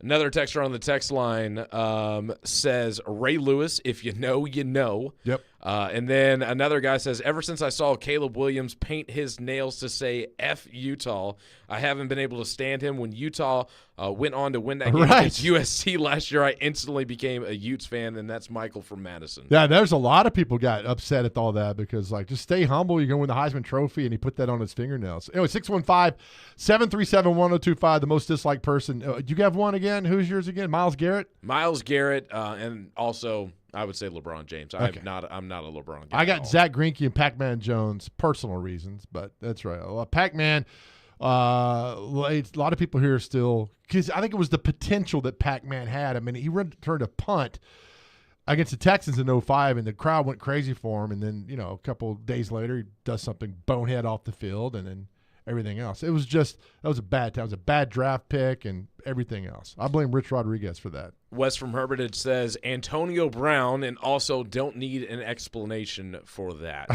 I think we can all agree. Antonio Well, you Brown were a Steelers is the fan. biggest I mean, head case. he flamed out. I mean, there's some mental right. Do you think he's got some mental issues there? Yeah, I mean, he really was more of a quiet guy. His demeanor was completely different for a majority of his career. And a lot of people point to that perfect hit in that 2015 wild card playoff game. And ever since then, I mean, he would start losing on the sidelines, started becoming more me, got a big contract, got paid, and then he just started acting out. And then one day he just decided not to show up anymore. So Did he play I think he played for Butch Jones in college, right? No, he played for Central Michigan. Brian Kelly? Wait, who coached back then? I have no idea who his I know college Brian coach was. Kelly was there. We have another unnamed texter that said Jared Stillman is his most disliked. Oh, get out. I love Jared. Yeah, he played for Butch Jones. Butch Jones was the head coach at Central Michigan for 2007-2009. Oh, so Butch Jones was the head coach of Central Michigan? Was Antonio Brown's – that's where the problem started. Juju, win-win. Ding, ding, ding, ding. Yeah, that's when he started 2007-2009 for Butch, and then got drafted to the Steelers after that. Alex from Nashville basically gives his player from multiple different sports. He has Denny Hamlin, Trevor Bauer, Gilbert Arenas. Give it! And Cam Newton. That's Bruce from Nashville. Sorry, not Alex. From Nashville. Bruce from Nashville said that on the text line driven by WilsonCountyHyundai.com. So, I mean, we're getting a bunch of answers here. And some of these guys, I haven't even think. Gilbert Arenas? You hate Gilbert Arenas because he shot himself in the – no, that wasn't – no, he brought the gun in the locker room. I'm thinking of Plaxico Burress. Yes. Shooting himself in the leg. Yeah, just stay away from guns, kids. That's just stupid. I mean, into the locker room. There was an incident here at TSU where – a basketball coach brought a gun to practice. He was mad about something. This is 20-something years ago. I don't remember the exact details of that, but just insanity. And so with Antonio Brown, same thing. I mean, it's just he goes to the Raiders, has that massive contract, and they're like, hey, get out of here. It's not you, it's us. The way Antonio Brown left the NFL, I don't think will ever be done ever again. Do you remember that? He shredded all of his clothes, Took right? all his clothes off and started doing jumping jacks in the end zone. Meanwhile, was it the Bucs offense or defense that was out on the field? Because if Brady was driving towards the end zone and you see one of your top wide receivers do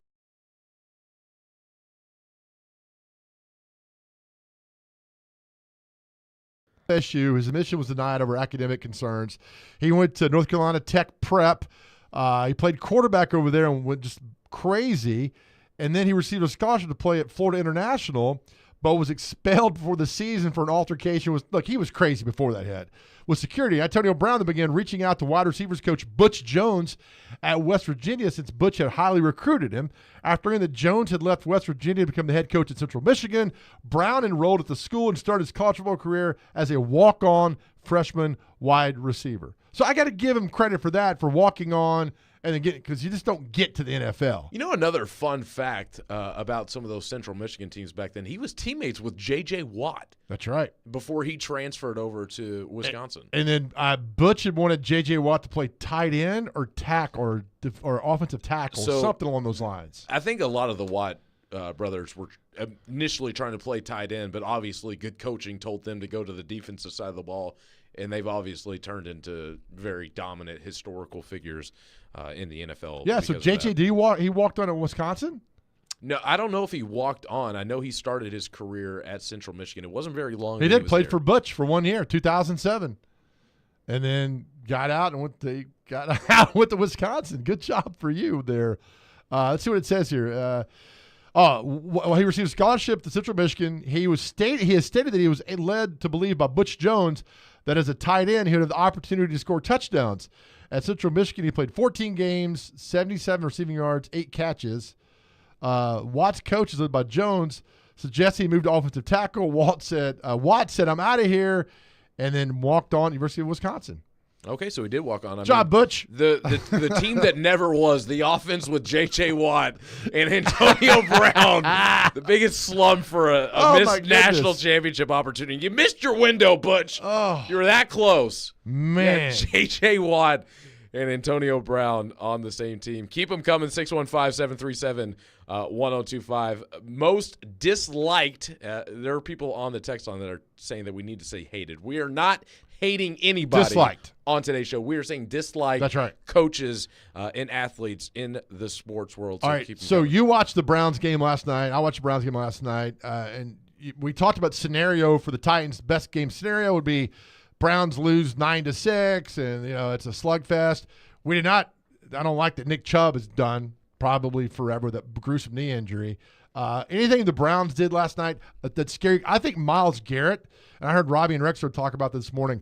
I think he's licking his chops for Sunday. I think so too, but I don't think he had that great of a game last night as much as I felt like he should have. He only had one QB hurry in the entire game. He didn't have a sack or nothing. I didn't think Myles Garrett looked as good. But either way, the pass rush in general for the Cleveland Browns, their defensive line is legit. The fact that they went out and got Zadarius Smith to go on the opposite side, they've been looking for another tandem with Garrett on the other end. They did the whole Clowney thing for a while the past couple of years, and that wasn't it. But I think they have found a true counterpart to Myles Garrett with Zadarius Smith. They went out and signed like 3 or 4 defensive linemen because last year you could run all over them. They were stuffing the Steelers' run last night. The Steelers couldn't get anything on the running game, and that's what kind of has me worried going into this Tennessee Titans game. Can they establish the run, knowing that the Browns in the trenches are likely going to dominate the Titans' offensive line? And if the Titans can't get the run game going on the road in Cleveland, that could make for a long game. Jim Schwartz is going to dial up something that's just crazy for the Titans, and he sees that offensive line. He knows how vital Derrick Henry is. So the goal is like, all right, Ryan, see if you can do it 2 weeks in a row. You can see if Ryan Tannehill can beat a team 2 weeks in a row. And they're going to stop Derrick Henry. He's going to put 8 guys in the box and stop Derrick Henry with no momentum. And it's going to be up to Tannehill to win this ballgame. I like what you said there. You brought up Jim Schwartz, who was a defensive assistant with the Titans for the last couple of years. He's now the defensive coordinator of the Cleveland Browns. Mike Vrabel was asked in his press conference yesterday about Jim Schwartz and if he had any terminology or any know-how about what the Titans like to do. And Vrabel assured the fans and the media that were there in attendance that they have changed up a bunch of things and that he doesn't see that as being an issue. So there were a couple takeaways, though, that I do want to get into furthermore, and we're going to do that coming up next here because there are some key injuries last night for the Cleveland Browns that could really help the Titans going forward this Sunday. We will get into that next. You're listening to the Chase and Big Show show. Junie Riddle in for Chase McCabe here on 102.5 and 106.3 The Game. Green right, Fox 2 run, double catch. He takes you inside the huddle through the eyes of a quarterback. Wide 85, take! Catch ESPN NFL analyst Tim Hasselbeck every Tuesday at noon as he breaks down the big stories in the NFL. Buffalo, maybe Miami. And with the Tennessee Titans. The Titans might be like, we're interested in a 1-year, $1 million contract. Tim Hasselbeck is on Caroline, Willie, and D-Mace on 102.5 and 106.3 The Game and the Game Nashville app. At Mercedes-Benz of Music City, a healthy and productive culture takes a day-to-day discipline. Here's Sam Cavett, General Manager, with a few thoughts. Mercedes-Benz has its standard, and we have Dream Motor Group standards. They're definitely on the same level, but I feel like we challenge ourselves at least as much as Mercedes-Benz challenges us. It's a genuine motivation to take care of customers, and we see it in the customer reviews. Live the dream at Mercedes-Benz of Music City, mbofmc.com. Real estate investors, get ready for an incredible opportunity. D&M Development is thrilled to announce the Phase 1 presale of 16 non-owner-occupied short-term rentals in Nashville's exclusive resort-style community, the New Cumberland. Nestled between Germantown and East Nashville, this exceptional location offers stunning views of the city and the Cumberland River. Each unit features spacious kitchens, 4 bedrooms, and 4 baths, providing the ultimate luxury experience for your guests. Resort-style pools and a wide range of amenities. Don't miss out on this exclusive investment chance. Visit thenewcumberland.com for more information and secure your spot in this extraordinary community. Are you drowning in credit card debt? Want to get cash out of your home's equity? Loan Pronto can do it now in less than a week. Hey, Willie Donick here. That's right. Loan Pronto's Equity Express line of credit just got even faster. You can get $50,000, $100,000, even $200,000 in as little as 5 days. You don't even have to touch your primary mortgage. You can keep that 3% rate intact. Get just the money you need and pay off all those credit cards or get that home improvement project started. With this revolutionary program, you can access up to 90% of your home's value, and in most cases, there's no appraisal. Stop paying insane interest rates to the credit card companies and get tens or even hundreds of thousands of dollars in cash in as little as 5 days. Call Loan Pronto now for the even faster Equity Express line. 615-499-5780. That's 615-499-5780 or go to loanpronto.com. 615-499-5780. Equal Housing Lender, NMLS 1661781, subject to lender approval. Prescriptions require an online consultation with a healthcare provider who will determine if appropriate. Restrictions apply. See website for details and important safety information. Subscription required. Price varies based on product and subscription plan. Hey guys, did you know there's a generic form of Viagra that works just the same, but is 95% cheaper? And you can get it online? Just go to hims.com/joy. Through Hims, you'll get a free medical consultation, discreet shipping if prescribed, a 100% online process, and trusted generic alternatives to the name brands at up to 95% off. That's right, get generic for Viagra, the same active ingredient as brand name Viagra, but for 95% less. It's the same medication, still prescribed by a licensed medical provider, but with zero copay, no expensive appointments, and no awkward face-to-face conversations. To start your free online visit, you need to go to this exclusive address, hims.com/joy. That's hims.com/joy for your free online visit. HIMS.com/JOY. Nashville Sounds Baseball lives on 94.9 The Fan. Catch every pitch. Swing and a miss, strike three. Every hit. That's a base hit. Every run. Looking up, it's gone. On your home for Sounds Baseball. 94.9 The Fan and The Fan app. This is the Chase and Big Joe Show. I wish you could just shut your big yapper. On 102.5 and 106.3 The Game and the Game Nashville app.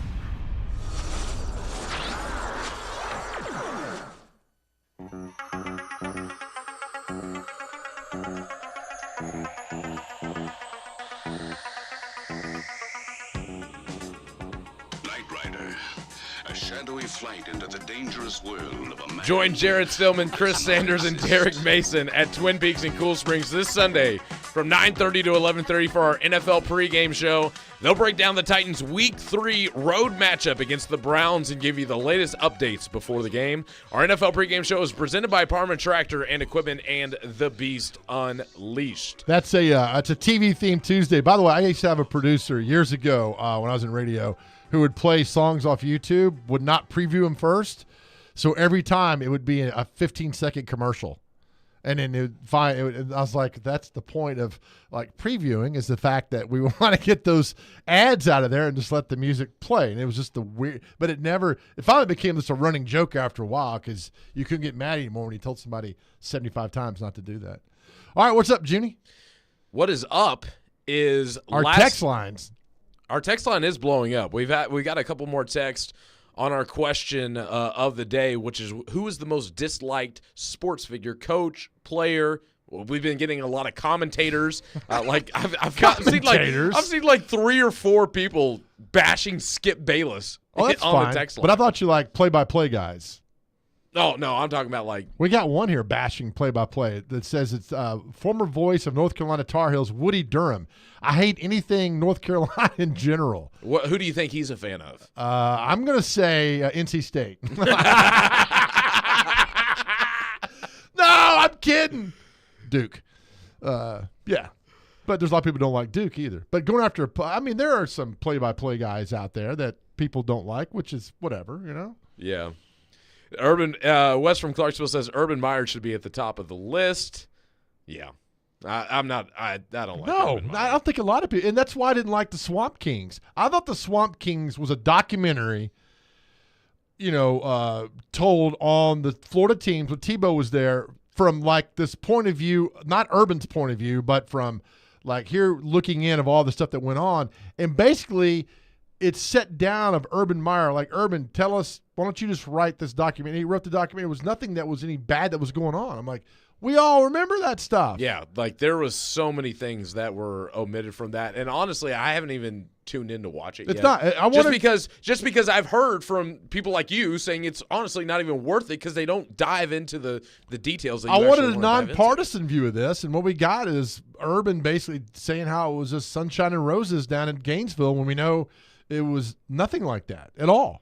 Yeah, and you're talking about a team with Cam Newton being on that team, not even mentioned, and the fact that they had the Pouncey twins on that team. I believe Joe Hayden might have been on that team, and then clearly Aaron Hernandez. Yeah, I was doing this show years ago when that came down about Hernandez and when he died in prison, all that stuff that went on, and it was just a bizarre, weird time. But, I mean, I understand why that's not discussed because that was the Patriots later on. But again, a lot of trouble in Gainesville. None of that was discussed in there. If I'm going to see a documentary, I want a nonpartisan documentary where the guy gets up and walks off. You know, hey, Jenny, tell me about this. And like, I'm not talking about it. And that to me, it's nonpartisan documentary, which you just love. And that was not the case here with this Swamp King thing. I thought it was a total waste of time. So getting back into the conversation about the Titans and Browns, there was some things that I noticed that the Browns had going on in their game last night against the Steelers. Those games are always super physical, but last night was especially physical. We already knew that Jack Conklin is going to be out, the right tackle that used to be here playing for the Titans, that is now with the Browns. Great pick, his by the way. backup, DeJuan Jones, struggled a little bit last night, which I feel like could be a bit of an edge for the Titans, knowing how good their edge rushers are with Harold Landry and Arden Key. So that might be something to look out there for the offensive line of the Browns, because they were the Steelers were all over Deshaun Watson in the pass rush line. He could not breathe in the pocket last night. So that's good news for the Titans. Yeah, good. Some more injuries on the defensive end, which I think could possibly impact the Titans going into this matchup. Myles Garrett was limping around a little bit, but I think he's going to be just fine. But Greg Newsome and Denzel Ward both had to leave the game last night due to injury. I think Denzel Ward kind of came back towards the tail end, but he's going to be definitely on the injury report coming up this weekend. And like you said, if the Browns defense is going to play the run like they did last night against the Steelers, Ryan Tannehill might have to be the key to success. And if they don't have their two top corners in that game, I mean, that could be a huge plus for the Titans going into this So if matchup. you're Tim Kelly, how do you attack this Browns defense on Sunday? Listen, if you can get the run game going, I think the Titans have a really good shot to win this game. I really do. From what I saw from Deshaun Watson, I think that the Titans defense is going to have their way against him, because personally, with the pressure, with losing Conklin and how good this pass rush is, if the Titans can run the ball and both of their top two corners that really kind of make this defense, they're great playmakers on the back end, that could open up a lot of things. And we could see a really good day from the Tennessee Titans. And again, before last night, things were kind of looking bleak because this Browns defense from week one looks fantastic. But now with some of these injuries that happened in last night's game, I see some advantages that the Titans could take advantage of. I think the misdirection to put Spears and Henry on the field at the same time, fake it to both, throw down the field to Hopkins or if Burks can play, whatever's going on with him. But I think the misdirection's got to work again. It worked. Did not work against the Saints. It worked to perfection almost against the Chargers. But I would use both of Spears and Henry in the backfield as much as you can and keep them in the game and use decoys, whatever. Just mix and match things up and confuse the defense. And I tell you what, Tannehill is a great play action, play fake guy, and I think that you use his strength. That's why the Saints game is such just a bizarre for us, because that like nothing we'd seen out of Tannehill since he'd been here. Well, that's worse than the Bengals playoff. It was awful. Well, Robbie and Rexro, they highlighted this morning how Derrick Henry was used under 50% in that Saints game. And this past weekend, he had 10 more carries, 25 compared to 15 in the Saints game. And he was also used over 70% on the offensive snap. So a big difference. And obviously Derrick Henry is going to be an X factor. But in this game in general, something that I took away from what the Steelers offense was trying to do against this Cleveland Browns front, they could not get the run game going. And Najee Harris, who is more of their power back, outside of one 26-yard run where he broke loose, I mean, he was getting stuffed at the line every single time. It wasn't until they started implementing the run with their second running back, Jaylen Warren, who's a bit more on the faster, the quicker, speedier end, that could kind of get away from the Browns defenders that were trying to come up and step up and play the run. Did they really open things up on the offensive end? And that kind of poses the question to me is, could Tajay Spears kind of be the X factor in the run game? Because we saw him 6 yards a carry against this Chargers team. Could that carry over into this game? The thing about Nick Chubb just came out. It is rumored to have, believed to have sustained multiple ligament tears in his leg. So and ESPN has the headlines like, he probably out the rest of the year. Probably out for hopefully not his career, but, I mean, that was bad. It was, I mean, the replay was, I mean, you could see, I don't know if it was the bone, I don't know if it was ligaments, but there were things popping clearly in that video. But going back to Tajay Spears, Vrabel had some comments in his press conference about Tajay and how he can impact this offense. We're going to go to Vrabel right now. Hey, we're going to block for him one day, I promise you, and he's going to gain 30, 40, 50 yards. I'm not sure, but every time you think he's going to get tackled, he bursts through for another 5 or 6 yards. And so, you know, again, he got good vision, good balance, you know, good play strength, well executed call there. Justin helped Timmy out there in overtime that first drive. He said, hey, I want this play. I think we got him set up for it. Heard Justin talking to Timmy. Timmy led off the drive. We got a good seal block. Dre got around and, you know, got us, you know, some great yardage there to get us across the 50 and eventually kick that field goal. So they both are going to help us, and you know, we got to make sure that we're continuing to get both of those guys the ball. So that was Vrabel talking about Tajay Spears' impact. Obviously, that big run in overtime that put them in to Chargers territory where they ultimately kicked the field goal to win the game in OT was huge. But I think that this guy has the make to be a running back one in this league. And I think, you know, that's why they drafted him where they did. They knew that he was a playmaker. They knew that he's not an up-the-gut speed running back. Yes, he is. Oh, Tajay Spears? I definitely think he is. I think once somebody falls on his small body, I think it's a lot different than Tulane than it is now. Vrabel just said in his press conference. It's 2 games. He's been breaking tackle. He is in the preseason and on in the regular season. On the outside the tackle he is breaking tackles. He in Tulane again. I know it's different. I know 3rd it's and 1, you're going to give Tajay Spears the ball. I think they did give him on a 3rd and 1, and he broke through and got it. I mean, he can run in between the tackles. I think Tajay Spears. But I think it's better with Henry in the backfield with him. I think it works a lot better because it's a decoy. I think it's more of a decoy to kind of get him out and open into space and to keep a defender in the box, knowing that they have to respect the threat of Derrick Henry. But even when this guy is out and one-on-one with linebackers, safeties, he is a smaller guy, but he can still make those plays in between the tackles. I think he could potentially be the answer post Derrick Henry. Mute your mic for 1 second. Just real quick. You will not argue with me on this show. Okay, yeah, I mean, I'm with you on that, and I see things that are happening, so it's good. I mean, we'll see what happens on Sunday versus the Browns, what goes on. Oh, my goodness. Absolutely. But, coming up next, though, I'm going to give you my opinion, which is usually pretty bad, on what the Titans defense should do on Sunday. 615-737-1025, our question of the day, most hated athletes. Big Joe is going to go into what the Titans need to do defensively to stop the Cleveland Browns and get a huge road win that could pay dividends later on in the AFC playoff contention. You're listening to the Chase and Big Joe show here on 102.5 and 106.3 The Game. They're homegrown in Nashville, discussing the biggest topics in the SEC. The fans are going to want the rivalries to stick around. They've lost to Alabama every year. The NFL. What if all the top 3 quarterbacks went 1, 2, 3? You've got to draft your guy at 2. And anything in between. From thinking we know everything to then forgetting about everything we thought we knew the day before. They're Jonathan Hutton and Chad Withrow on Outkick's Hot Mic. Out of the gates, ready to go. Weekdays from 2 to 5 on 94.9 The Fan and The Fan app.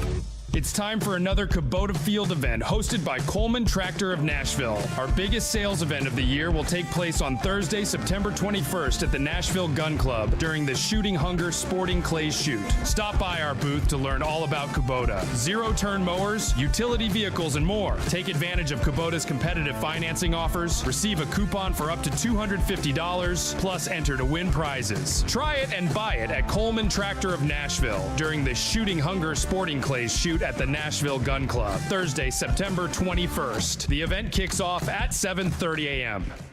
I'm Reverend Darrell A. Ballard II of St. Luke CME Church. And I'm Al Smith, president of NFL Alumni Tennessee and former All-Pro linebacker. Join us from 1 to 4 on September 23rd for our Gear Up for Fall event. We'll be at St. Luke CME Church, 2008 Ed Temple Boulevard in Nashville. There will be food, music, games, health screenings, flu shots, and NFL alumni giveaways. Adults 50 and older can also get their shingles vaccine. Gear Up Tennessee and join us on September 23rd.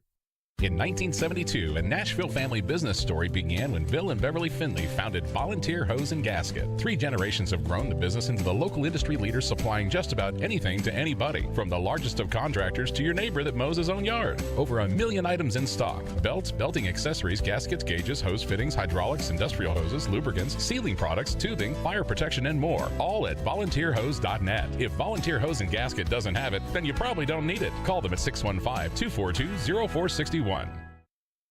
We gather together in communities across the nation to remember and honor, to celebrate and support, to light the night. We are LLS, and when we walk, cancer runs. Find your local event at lightthenight.org.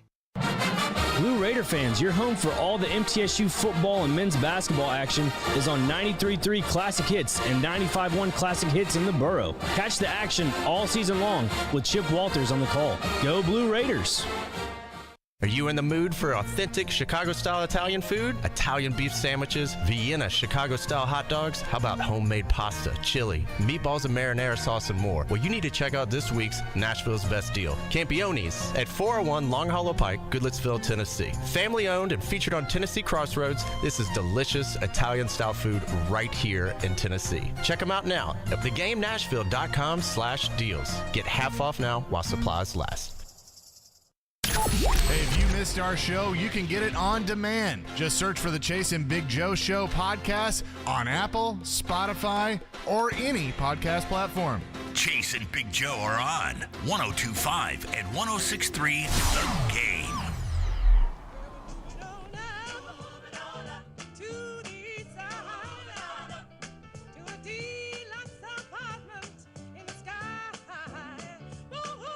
Welcome back into the Chase and Big Joe Show. Junie Riddle in for Chase McCabe today. Big Joe, what TV show is this one from? This is the Jeffersons. Because I recognize this. Okay. And I know what the Jeffersons is. I do know that show. All right, listen. Amen. Yeah.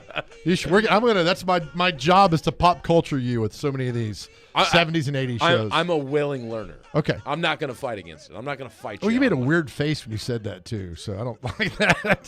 Maybe it's this glare because you want to open up the window so early in the morning. Maybe you're. By the way, this has nothing to do with sports, but I've inflamed a bunch of people on my Facebook page off this Publix commercial where the girl calls. Where the girl calls him dad at the end. After he's done all the work and paid for the wedding, she finally calls him dad. But anyway, they show how he came into her life real young and everything else. And the guy doesn't age. He looks the same 20 years ago as he looks today. And I said, it's not a Publix commercial. The guy's a damn vampire. Her mom married a vampire. That's the story here, is that we're accepting vampires now in the world. And so what, the Twilight community come after you? They all was like, that's a sweet. I said, I know it's a sweet commercial, but he's a vampire. He doesn't age in 20 years. Go back and look at yourself 20 years ago. You don't look like this.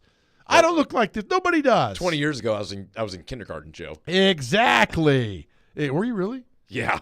How old are you? I am 26. Good Lord. You could be my son almost. I probably could. Do your old man a favor and give him something to drink. But no, people have gotten really like, but half have laughed, half like, you're missing the whole point of it. I said, I get the commercial, that it's sweet, it's all that other good stuff. But give him some Just for Men, like Touch of Gray or something. Then somebody would send me breakdowns of a screenshot of his beard, how it's got some gray, and I'm like, all right, we've gotten to another level here that it's just crazy. But anyway. Yeah, Chip from Mountain Juliet on the text line just says he had gray hair, Joe. He did not have gray hair. They aged him. He does not have gray hair. He does not do anything. She married a vampire. Maybe they opened up the blinds. You couldn't see it because of the glare. Good job. All right, so back to the football talk this weekend. By the way, we still continue. We got so many texts this morning about who's the one athlete you dislike or sports figure or personality. It doesn't have to be current. Throughout history, one that drives you crazy. So I'm looking at stat. I know it's only 2 games, but I was watching Deshaun Watson's body language last night, right? Don't put any jokes in that. I was watching his body language, and he just seemed not disinterested, but just confused at times. I would send the entire town after Watson on the playing field on Sunday. I would confuse him and put so much pressure on him. That means the Titans secondary and the DBs have to play an almost perfect game on Sunday, not those guys get past him. But I would go after Watson. I would put so much pressure on him. You saw it happen last night. TJ Watt was back there in his face the whole time. Do that.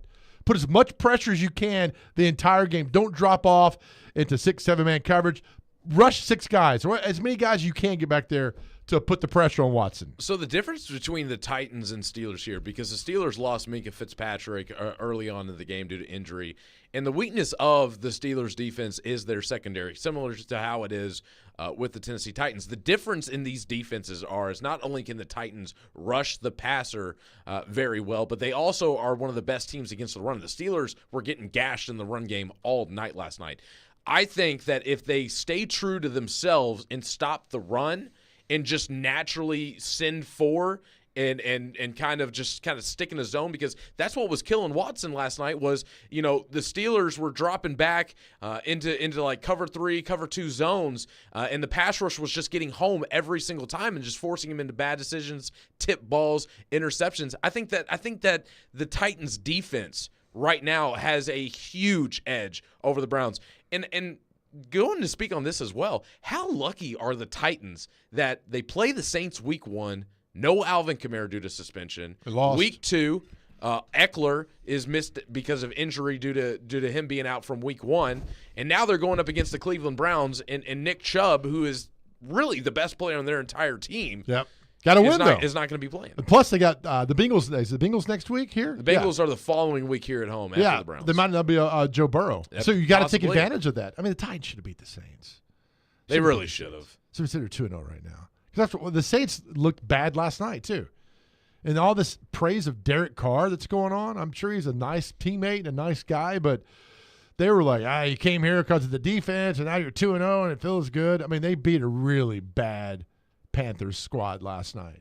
Really bad. Yeah, and I think if that game was in New Orleans, I think the scoreboard would have reflected it a little bit different. It was the Panthers' home opener. They just drafted their franchise quarterback, number 1 overall. Yep. I feel like that might have played into it a bit. And the Panthers have a pretty solid defense. I mean, their defense. I mean, we're talking about a 6-6 game, basically going into the fourth quarter.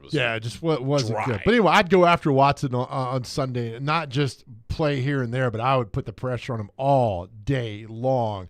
I don't know. Just his body language looked weird last night in the face of all the pressure. And, like, there's one scene where they cut away. A couple of teammates trying to talk to him. He kept watching the video board, wasn't acknowledging his team. I don't know. It's odd. Apparently, like, I saw something to where there was a burner account that was created last night after the game, and people are starting to think that it's Deshaun Watson, and basically the burner account was kind of criticizing the offensive line. What's Watson supposed to do? He has no time. One dude that needs to stay off social media. That would not behoove him to be on social media. He's not, is he? I don't think Deshaun. He is. He's all over TikTok and Twitter, but he's just one of those guys that has zero self-awareness. I mean, I feel like Deshaun Watson is all about Deshaun Watson. And it's not his fault he got paid all that money by Bill, but Bill Haslam upset the apple cart because he guaranteed all that money. And now all the players want their money guaranteed, all those long contracts guaranteed, and Deshaun Watson's money's all guaranteed. So you see all these other players come out, I want my money, I want what he got. What Lamar Jackson was like, his big thing was, I want X number.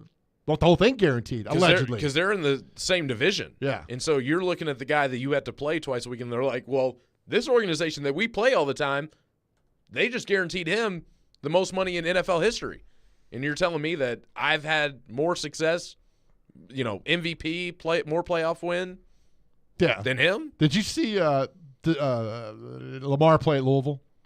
Oh, of course. I saw here and there, but I'm a Louisville fan. Like I grew up there, grew up a Cards fan, and Lamar and I were the same age. Like so, when I got into college and I was watching college football, I actually started at the University of Louisville, transferred to Western. We started at Louisville together. Oh, you hit the portal? Huh? You hit the portal to Western? They called me up and they're like, "Hey, But did you know? I mean, you knew then. Like he only played there 2 years, right? He got redshirted. He played there 3 years. So what basically happened with him is, he started his freshman year, struggled a little bit coming out the gate, so they benched him for a veteran guy that they had in the program, and then he came in at the end of his freshman year and just lit it up. Had this huge comeback against Kentucky that won them the game in Kentucky, and then he had the 200 yards rushing and 200 yards passing against Texas A&M in the Music City Bowl. So he was drafted in his last 2018. He was drafted number 32 overall by the Ravens in 2018. So he won the Heisman in 16. Yes, he did. Okay. All right. Yep. And then he played in 17, didn't have that as good of a season as his Heisman. Well, because everybody's like, all right, he's Louisville football right now. We got to stop him. The roster had some turnover that year too. Kind of like the whole Levis situation. He had a better sophomore year than he did junior year because, some players left for the NFL, but that is how it is. I'm just. But either way, back. Oh, he started. Lamar Jackson was the cause of a big argument between all the recruiting services. Huge. I'd never heard that. Because some had him a 3-star, some had him a 4-star, and the 4-star says he's a 3-star, and the 3-star says he's not a 4-star, and then that's crazy, man. I love that. Disrupt the recruiting services. Fantastic. All I knew was that he was a 3-star, and he came out of nowhere. Oh, I know this, that he's a hell of a football player, and he's in the National Football League. Sure he's a Heisman Trophy winner. Sure is. But either way, back to the Cleveland Browns. So essentially, the way I'm looking at this game, as the Titans travel up to Cleveland to play them, I think that the Titans defense is going to have a day. I think it's going to be a very low-scoring, very gritty battle. And it's really going to come down to the X factor of can Derrick Henry and Tajay Spears in this running game get going? Because so far of what we've seen from Cleveland, their defense looks really good. If their corners are playing and they can establish the run game, I would rather take Tannehill out of the mix and stick to the run game if that's what's going. But if the Browns are playing run defense like they did last night, I mean, with this offensive line being what it is, I mean, they might have a tough time taking care of this Browns defensive front. I think that's what it's going to come down to. Can they establish the run? Can they set up Tannehill and put him in key situations like they did against the Chargers? And if they do, I think that they might have the edge in this matchup. 2019, I'm sorry, I'm on Lamar Jackson again. Pope Francis was gifted a signed Lamar Jackson Ravens jersey. I would love to see the Pope wear that around. Oh, my goodness. The Pope already has enough purple. He doesn't need to be wearing Lamar Jackson. Lamar Jackson. Oh, you're not. Because he's on the Ravens now. Now you're not a fan anymore. Is that right? Oh my gosh. Is that what I'm seeing here from you? No, I am a good critic of Lamar Jackson. I think I try and treat him fairly. But either way, he says you do. I talked to him. He says you're a good guy. Yeah, he's a good guy too. Either way, you're listening to the Chase and Big Joe show here. We're gonna put a bow on things coming up next. Junior Riddle in for Chase McCabe here on 102.5 and 106.3 The Game. New home. New energy. Same Blue Raiders. 99 yards! Touchdown, Middle Tennessee! Catch every game for MTSU on 93.3 Classic Hits. Coach Rick Stockstill is poised to lead his team to yet another bowl appearance. We're really excited about this opportunity. Your home for the Blue Raiders is 93.3 Classic Hits and the Classic Hits app. Attention all fire and safety line experts. Middle Tennessee's fastest growing fire protection company is looking for experienced service technicians, designers, and sprinkler system experts like you. Tired of working for a large corporate employer? Work for a company where you're more than just a number. Jarrett Fire Protection is owned and operated by Nashville natives and wants to invite you to grow with their amazing team. Hi, I'm Jason Jarrett, owner of Jarrett Companies. I'm looking to hire experienced sprinkler experts and will offer a sign-on bonus of up to $5,000 $1,000 for certified professionals. In addition to our great benefits that include a 401k match, PTO, and top pay with annual bonuses, we will also provide you with the top-of-the-line tools, trucks, and equipment that you need to grow your career. Our customer base is large and business is booming with many opportunities for advancement. Give us a call or go online to jarrettfire.com and apply today to become a member of our family and protect our community. That's JARRETT fire.com. Jarrett Companies, where we are above and beyond industry standards. Get ready for an unforgettable experience at Floyd Stadium for an unbeatable price of just $99. The MTSU Blue Raiders are on a roll with back-to-back bowl win seasons and are gearing up for 6 exciting matchups. Don't miss out on the Blue Raider Beer Garden featuring local breweries and an extended family fun zone inside the stadium. Get your tickets today and be a part of the action at GoBlueRaiders.com/tickets. This is your chance to join the excitement and cheer on the Blue Raiders to victory. Hurry and secure your seat now before it's too late. Hey folks, Joe Rexford here talking to you about PhD weight loss. I had a goal when I went into this program, losing 38 pounds, got down 39, then went past the 40 mark, but I'm in maintenance now, and maintenance is a fantastic plan as well. Keeping the weight off, losing the weight, no pills, no gimmicks, no other suppressants. This was a fantastic plan with a weekly coach call with my coach Rachel. You understand what is going on with your body in this process. The program is designed for you. Then it is tweaked for you. It is a plateau busting program. And if you've tried to lose weight on other programs, you know how it goes. You do it for a while, it might work, then you get sick of it, move on to something else. PhD weight loss does not give you that experience. You are going to stick with it. It's easy to stick with it, and then you're going to keep the weight off. You're going to know this is simple and easy.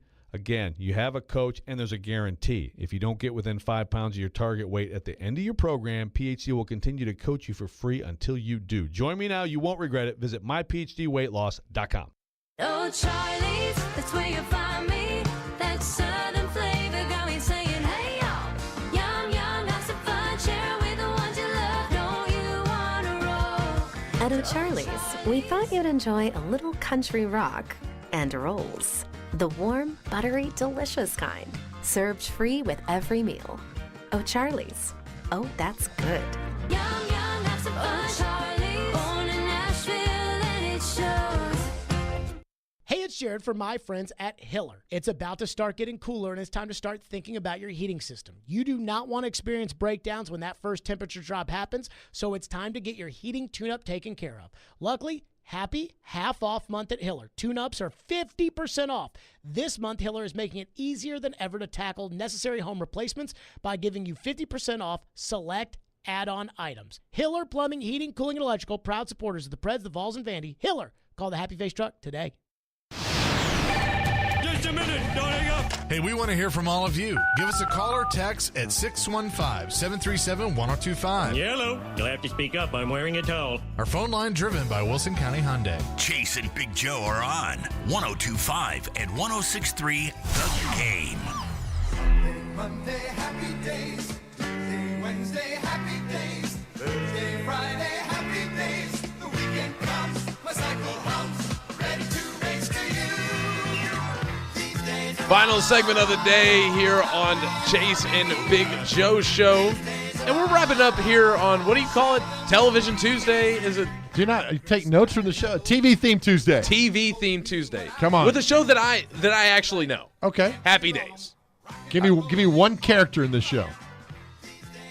One character from that. Come on, one of the most iconic pop culture figures of all time in this show. Jim. May I, Joe? Yeah. The Fonz. The Fonz. He says Jim. Hey, Jim and Pam. Jim can be used for a lot of different It things. can. I know, that's why I said it. Oh, man, that's hilarious. I'd heard of Happy Days, and I've heard the theme song, and my parents have played the theme song before. I'm aware. I'm aware of its existence. You're a young guy. It's better than not knowing anything. You're a young guy. That's fine. It's all, you get everything. I mean, it's okay. But putting a bow on the show today, something I mentioned to you during the break that I kind of wanted to get into.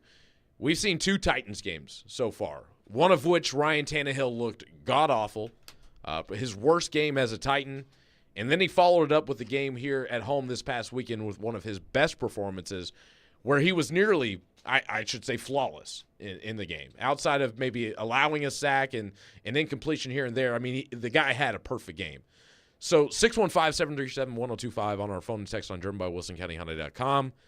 What do you think of Ryan Tannehill after 2 games, and what are your expectations for him going forward with this team the rest of the year? I think it's Jekyll Hyde, man, because we saw how awful he was against the Saints. We saw how good he could be against the Chargers. So what do we get this week from him? I think it's imperative that this week, he's got to play well. I mean, you have an opportunity now to go 2-1 and to continue to prove that you last week was not a fluke, that week 1 was a fluke. So you go out there, and I think the mix and match takes a lot of pressure off of him. You got Spears, you got Henry. The passing game's working good. That was great. He looked great.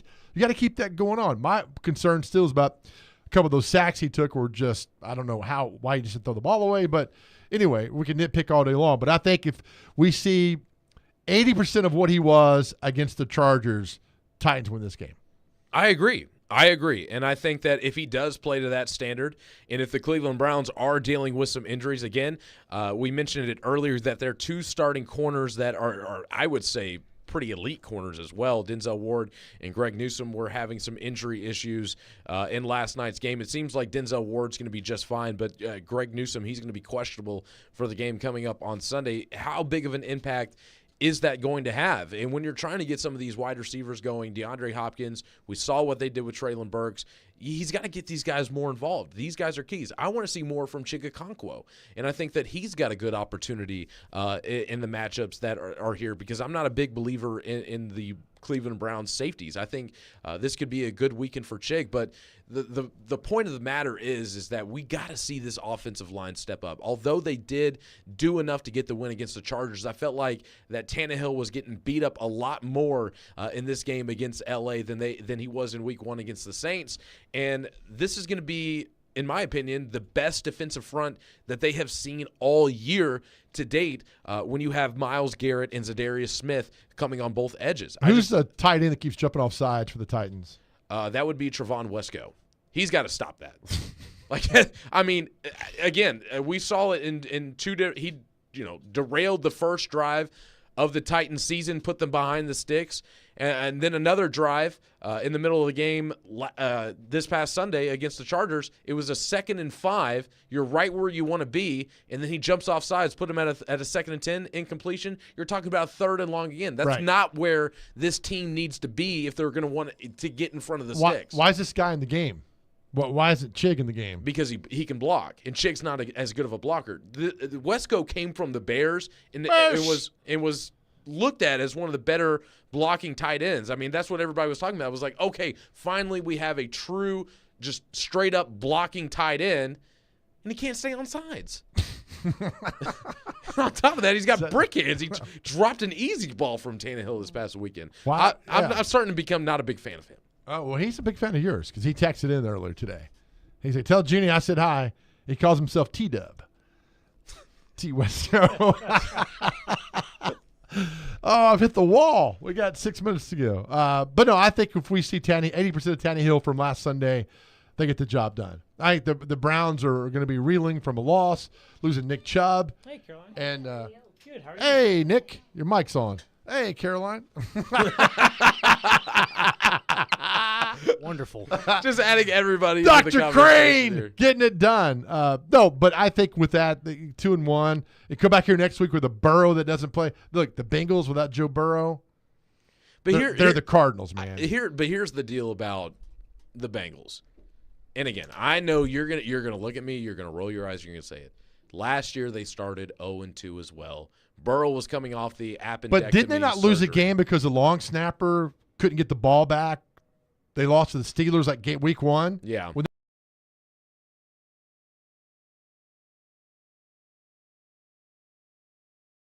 That loss, but it's not like they got blown out. I mean, they were still there. I mean, it's still a team, but Burrow was there. But if Joe Burrow's out, I don't know. I see this team, even the year that they went to the Super Bowl, they started off a little bit slow. I think the Bengals are just one of those that they got to get rolling. Defense, and we see this year in and year out in the NFL, defenses are ahead of offenses when the season starts, and it takes a while for some of these guys to get into a rhythm. And you're talking about a Bengals team with a reconstructed offensive line. They got a new left tackle, new right tackle, plugging guys in the interior there. They're trying to get things together, but I just believe in the talent with Cincinnati, and I feel like they're going to put it together. But either way, this game against Cleveland, I feel like it can be a big one. because going into it and going into the season, even going back a week ago, I thought this was going to be a huge, tough matchup for the Titans to go in there and do it. But after watching Cleveland last night against the Steelers, seeing some of their weaknesses, seeing that week one magic wear off because so many crazy things happen in week one, I'm honestly kind of expecting the Titans to go in there and get a win with this matchup. They should. I mean, but I also thought they'd go down and beat the Saints without Kamara in the ball game and a new offensive Derek Carr. But who knew Tannehill was going to play the worst game of his Tannehill game? And who knew there was going to be a call that had a 10-point swing in the mix of the game as well? I mean, should have been a touchdown in that game. So, right, Titans shoulda, coulda, woulda, man. Shoulda, coulda, woulda. That's the game of football. But interesting matchup after watching the Cleveland Browns coming up. As we leave the weekend. show, once again, tell us who your most disliked sports figure is, because we got so many texts today. We didn't get to all of them, but thank you for weighing in. Absolutely. Great conversation. Wait, on who's the your text guy? Who's your guy you can't stand? Miles Garrett. Zach Greinke for me. That's it, Jenny. That is all the time we have. Junior Riddle in for Chase McCabe. He will be back tomorrow. This has been the Chase McCabe and Big Joe Show. Caroline, Willie, and D-Mace is next. ElectronicExpress.com. We make it happen. Get ready to elevate your game day experience. Titans fans, it's all happening on the outside